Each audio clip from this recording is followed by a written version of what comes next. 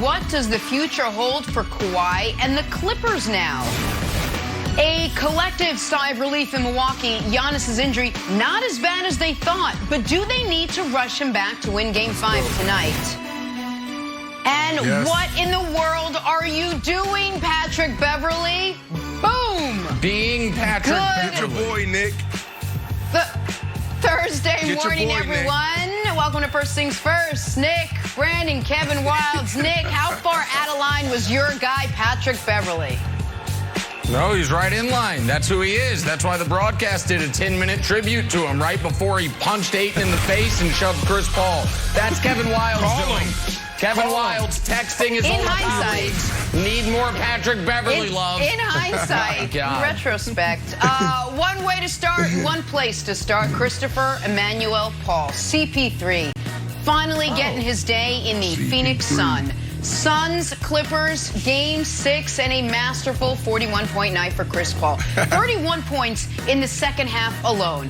And here's the key, 0 turnovers as the Suns advance to their first final since 1993, beating the Clippers, sending them home. And after 16 seasons and 5 teams, Chris Paul finally headed to his first career finals. Here's the star of the night after the big win. Since day one, they welcomed me with open arms.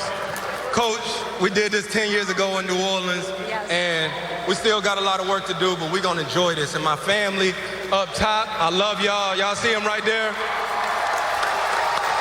That's my game. Straight up, 16 years of this. 16 years, surgeries, hard work, losses, bad losses, but we're going to enjoy tonight. Chris Paul is stamped regardless.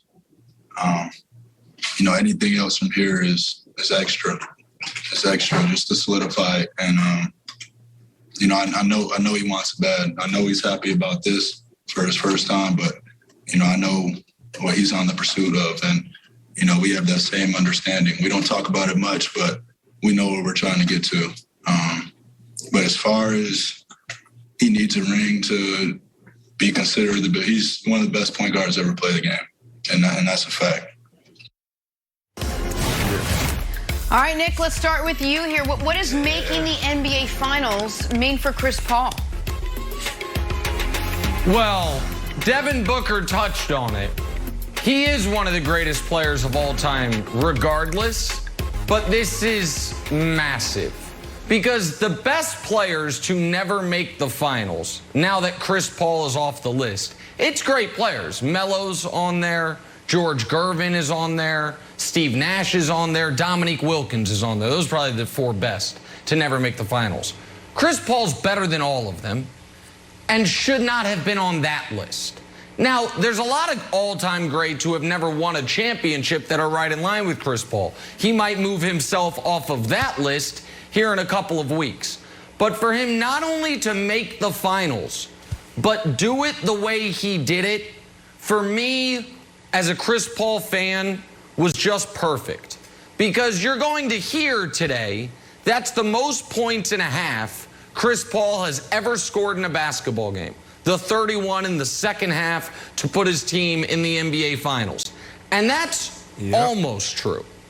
The only time he's actually scored more points in a half was in high school when he said before the game, I'm going to score 61 for his grandfather, who had just tragically been killed at the age of 61, and did exactly that. And the reason I bring that up is that happened 19 years ago. This game happened last night. And he has always had these scoring explosions accessible to him. He rarely has gone to them because it has not been typically the best way for his team to win. And that, Brandon, is the definition of a point guard. Not the guy who can score the most points, not the guy who can put up the biggest numbers, but the guy who can understand what does my team need to win tonight. Oh, my big man, we're going to need him on defense. I better get him some touches. Oh, Jay Crowder, we're going to need him to hit some threes. Let me get him rolling. Whatever your team needs is what you do. That's what a point guard is. That's what Magic was. That's what Isaiah was. That's what Chris Paul is. And seeing him do it last night and put his team on his back to blow out the Clippers was spectacular. And I couldn't be happier for him. And it does stamp him, as Devin Booker said.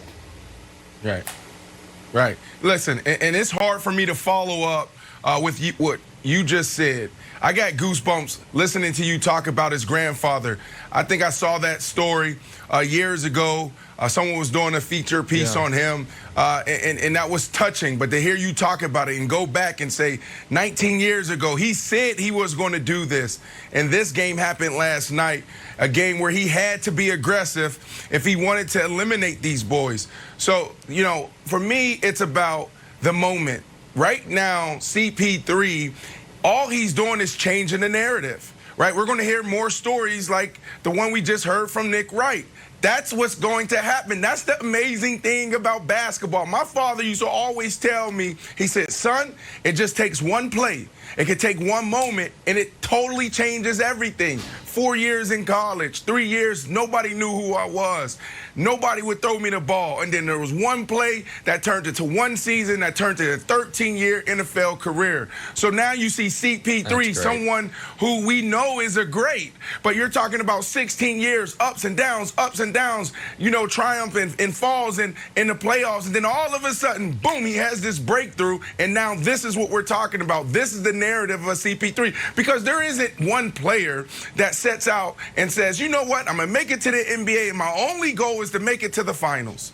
No, they want to win. That's what these guys want, especially greats like that. You know, there may be some players that's like, you know what, I'm just happy just to be here. I'm just happy just to get a jersey. CP3, the LeBron James of the world, no, these guys are talking about winning titles and multiple times. I guarantee you CP3's thinking like, all right, finally. But I set out to have 2 or 3 of these bad boys. So I just absolutely love you know, sharing this moment on television with CP3, being able to talk about it, because these are the moments we want, Wiles. We want to talk about the good stories, and CP3 did it, and also his boys alongside of him.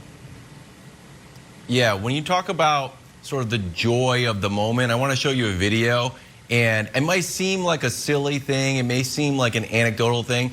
I think it tells the story of Chris Paul's career, and it's a video of him hugging Lil Wayne.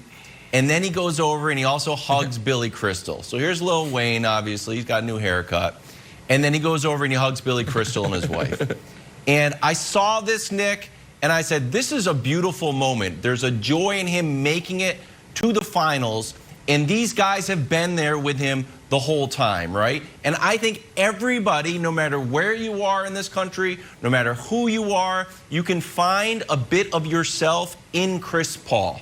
So if you're from the Carolinas, Chris Paul's from the Carolinas. He wore a Winston-Salem hat after the game. He went to Wake Forest. If you're from if you're from New Orleans, like Lil Wayne, oh, he sort of like was your first major superstar, helped put you guys on the map. And then if you're from LA, Lob City, and I thought it was horrible that the Clippers fans were booing. I thought it was pathetic. You should have stood up and give that guy a standing ovation for what he did. You wouldn't have Kawhi, you wouldn't have Paul George. You were the Sacramento Kings before Lob City showed up. And including Lakers fans. Lakers fans, find a reason to root for Chris Paul, because that rivalry, although it's like not a real rivalry, it does make basketball more interesting. If you're from Houston, he's put some time in there. If you're from Oklahoma City, thought you guys were tanking? Nope, you were making it to the playoffs.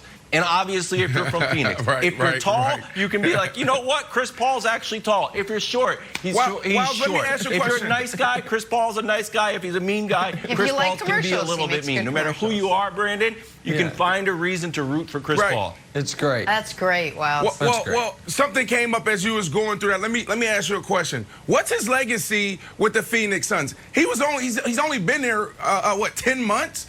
I mean, does this guy get a statue now? Like, what's his legacy in Phoenix?